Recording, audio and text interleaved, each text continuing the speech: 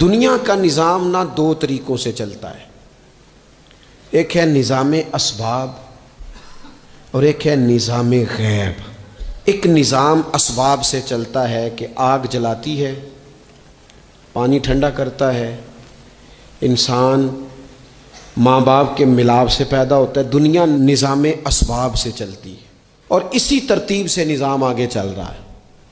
اور ایک ہے نظام غیب، جب اللہ اپنی رحمت کا فیصلہ فرمائے تو ایک نظام وہ بھی ہے۔ وہ کیسے ہے؟ آگ جلاتی ہے لیکن جب رب چاہے نا تو حضرت ابراہیم کے لیے ٹھنڈی ہو جاتی ہے۔ یہ کیا ہے؟ یہ نظام غیب ہے۔ نظام اسباب یہ ہے کہ ماں باپ کے ملاپ سے اولاد پیدا ہوتی ہے، اور اگر رب چاہے نا تو حضرت عیسیٰ علیہ السلام کو بغیر باپ کے بھی پیدا فرما دیتا ہے۔ ہم جو مسلمان ہیں نا، ہماری ساری کی ساری توجہ نظام اسباب پہ ہو گئی ہے۔ اسباب پورے جمع کرو لیکن اپنے رب کی بارگاہ کی طرف رجوع بھی کرو۔ کئی دفعہ نا اسباب سارے بندے کے ہاتھ سے چھوٹ جاتے ہیں، پھر اسے ضرورت ہوتی ہے دست غیب کی، اللہ اس کی مدد کرے۔ جو آیہ کریمہ میں نے قرآن مجید کی پڑھی ہے، اس میں اللہ کریم نے فرمایا یا ایھا الذین آمنوا توبوا الی اللہ توبۃ نصوحا، اے ایمان والو اپنے رب کی طرف رجوع کرو، اپنے رب کی بارگاہ میں توبہ کرو، پر توبہ سچی کرنا، رجوع الی اللہ کرو، اللہ کی طرف رجوع کرو۔ بعض اوقات سارے نظام ختم ہو جاتے ہیں، نظام اسباب، اس وقت ضرورت ہوتی ہے رجوع الی اللہ کی کہ نظام غیب آئے۔ حضرت سارہ رضی اللہ تعالی عنہا جو جناب ابراہیم علیہ السلام کی اہلیہ ہیں، آپ ایک رستے سے گزر رہی تھیں، حضرت ابراہیم علیہ السلام آپ کے ساتھ تھے، تو جس رستے آپ تشریف لے جا رہے تھے اس رستے میں بادشاہ بڑا ظالم تھا۔ وہ معاذ اللہ تعالیٰ ثم معاذ اللہ عورتوں کو گرفتار کر لیتا اور اپنی بدباطنی کا ثبوت دیتا۔ وہاں سے جناب سارہ گزریں، مسند امام احمد بن حنبل سے یہ حوالہ عرض کر رہا ہوں۔ حضرت سارہ کو اس نے گرفتار کر لیا۔ جب وہ جناب سارہ کی طرف بڑھنے لگا تو اب وہ جتنے اسباب تھے نا اس وقت کے، وہ سارے اختیار کیے گئے، لیکن اس بادشاہ سے جان نہیں چھوٹی۔ جب وہ بڑھنے لگا تو جناب سارہ نے پھر رب کریم کی طرف رجوع کیا، مصلی پہ بیٹھ گئی، کہنے لگی مالک اب تو ہی کرم فرمانے والا ہے۔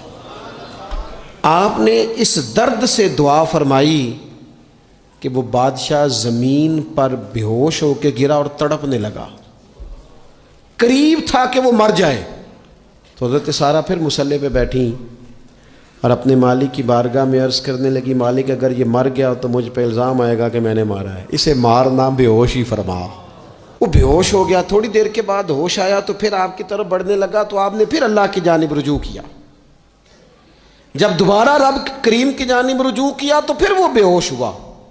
کئی دفعہ وہ کوشش کرتا، لیکن آپ جب اپنے مالک کی بارگاہ میں ہاتھ اٹھاتی تو بے ہوش ہو کے گر پڑتا۔ بالآخر آپ سے معافی بھی مانگی، آپ کو آزاد بھی کیا۔ ایک وقت ایسا آتا ہے جب سارے اسباب جواب دے جاتے۔ ہم مسلمان ملک میں رہتے ہیں، کچھ باتیں بڑی خوب ہیں۔ میں نے دیکھا ہے کہ ڈاکٹر جب سمجھ آتا ہے نا کہ رپورٹس، ادویات، ٹیسٹ اب اس نتیجے پہ پہنچ گئے ہیں کہ شاید یہ مریض بچے گا نہ، تو چونکہ مسلمان ملک ہے تو میرے وطن کے ڈاکٹر ایک خوبصورت جملہ بولتے ہیں، مجھے بڑا پسند ہے۔ وہ یہ نہیں کہتے اب کچھ نہیں ہو سکتا، وہ کہتے ہیں آپ دعا کریں۔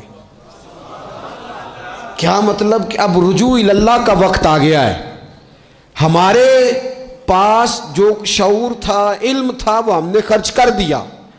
اب ٹائم ہے کہ رجوع الی اللہ کریں، آپ اللہ کی بارگاہ۔ یہ بڑا خوبصورت جملہ ہے، اچھی باتوں کا بھی تو ذکر کرنا چاہیے نا۔ یہ خوبصورت جملہ ہے کہ آپ دعا کریں۔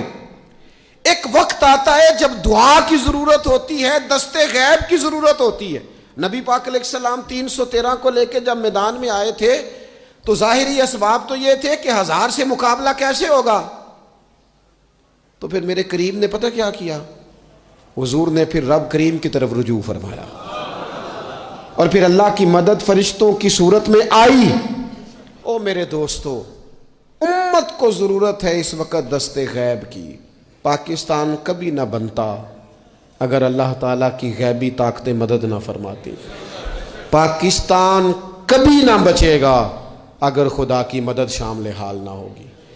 ہمیں اجتماعی طور پر رجوع اللہ کرنا ہے۔ ہمارے جتنی انفرادی مشکلات ہیں، ہم کسی تکلیف میں دکھ میں مبتلا ہیں، اللہ کی طرف رجوع کریں، اپنے رب کی بارگاہ کی طرف رجوع کریں، اور جو ہمارے اجتماعی مسائل ہیں ان میں بھی اللہ کی بارگاہ کی طرف رجوع کریں۔ جب ہم یہ رجوع کریں گے مالک کے حضور تو پھر اللہ ہمارے لیے راستے واضح فرمائے گا۔